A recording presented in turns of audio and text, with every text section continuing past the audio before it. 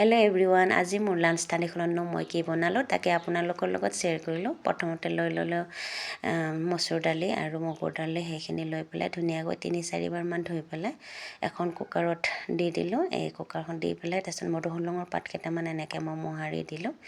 দি পেলাই তাতে দি দিম হালধি আৰু নিমখ। তাৰপিছত হালধি নিমখ দি পেলাই কুকাৰৰ ঢাকনিখন ধুনীয়াকৈ লগাই পেলাই গেছৰ ওপৰত পাতি দিম। গেছৰ পাতি দি 3-4টা চিটি আহিবলৈ দি দিম। সেইখিনি চিটি আহি যোৱাৰ পিছত এখন কেৰাহীত তেল অকণমান দি তাতে পাঁচফোৰণ কেইটামান ফুটিবলৈ দিম। তাৰপিছত জলকীয়া 3টামান কাটি লৈছিলোঁ, আদা নহৰু খুন্দি লৈ সেইখিনি ধুনীয়াকৈ ভাজিবলৈ দি দাইলখিনি তাতে দি পেলাই ধুনীয়াকৈ উতল আহিবলৈ দি দিম। এইখিনি ধুনীয়াকৈ উতল আহি যোৱাৰ পাছতে তাত দি দিম মই ধনিয়া পাত কেইটামান। এনেকৈ এয়া ৰেডি হৈ গ'ল মোৰ দাইলখন। তাৰ পাছতে মই মাংসৰ কাৰণে এয়া মছলা ৰেডি কৰি লৈছোঁ। তাৰপিছত এইখিনি ভাজি লৈ পেলাই খুন্দনা এটাত ধুনীয়াকৈ মিহি হৈ যোৱাকৈ পিচি ল'ম।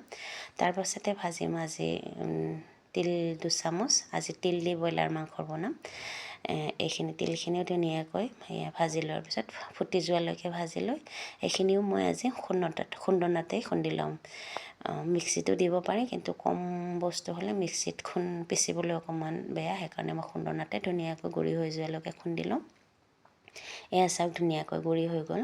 মই তিলখিনিও ধুনীয়াকৈ গুড়ি কৰি খুন্দি ল'লোঁ। তাৰ পাছতে খুন্দি ল'ম এতিয়া আদা নহৰু। এই আদা নহৰুখিনিও মই খুন্দনাতে খুন্দি ল'ম। সেইখিনি খুন্দি হোৱাৰ পিছতে মই কেৰাহী এখনত তেল 2 চামুচমান দি গৰম হ'বলৈ দি তাতে পিঁয়াজখিনি এনে ধুনীয়াকৈ দি পেলাই ভাজি ল'ম। তাতে ভাজি যোৱাৰ পাছতে মই দি দিম আদা নহৰু খুন্দি লোৱাখিনি। পাছত নিমখ হালধি এইখিনি দি পেলাই ধুনীয়াকৈ ভাজি লৈ তাতে মাংসখিনি দি দিম। ব্ৰইলাৰ মাংস মোৰ 1 পোৱা ব্ৰইলাৰ মাংস আছিলে সেইখিনি। তাৰপিছত সেইখিনি ধুনীয়াকৈ ভাজি লোৱাৰ পিছতে তাত দি দিম আলু, কাটি লোৱা এটা আলু। তাৰপাছত সেই আলুখিনি দি পেলাই ভাজি লৈ তাত মই খুন্দি লোৱা এই মছলাখিনি দি দিম।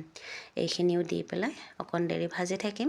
ভাজি থাকি তাত গৰম পানী এপাতি দি পেলাই ঢাকন দি সিজিবলৈ দিম। এয়া প্ৰায় আলু সিজি গৈছে 90% সিজি যোৱাৰ পিছতে মই ইয়াতে দি দিম খুন্দি লোৱা তিলখিনি দি পেলাইও মই ধুনীয়াকৈ অকণ দেৰি ভাজি থাকিম। ভাজি থাকি এয়া প্ৰায় ধুনীয়াকৈ সিজি গ'ল আলু। এইখিনি ধুনীয়াকৈ আজি প্ৰায় ৰেডি হৈ গ'ল মোৰ আজি তিলৰ ব্ৰইলাৰ চিকেন। তাৰপাছতে ধনিয়া পাত দি পেলাই এইখিনি মোৰ ধুনীয়াকৈ ৰেডি হৈ গ'ল মোৰ তিলৰ ব্ৰইলাৰ মাংস, তিলেৰে বনোৱা ব্ৰইলাৰ মাংস। আপোনালোকে বাৰু এনেকৈ বনাই খাইছেনে? যদি খোৱা নাই নিশ্চয় খাই চাব। আৰু খোৱাবিলাকে জানেই কিমান ধুনীয়া টেষ্টি হৈ যায়। আজি মোৰ লাঞ্চ থালিখন এনেকৈয়ে মই ৰেডি কৰিলোঁ। এইখিনিতে মই আপোনালোকক অনুৰোধ জনাইছোঁ, মোৰ ভিডিঅ'বোৰ যদি ভাল পায় আপোনালোকে লাইক কমেণ্ট কৰিব আৰু মোৰ চেনেলটো ছাবস্ক্ৰাইব কৰিবলৈ নাপাহৰিব। ভিডিঅ'টো শেষলৈ চোৱাৰ কাৰণে ধন্যবাদ।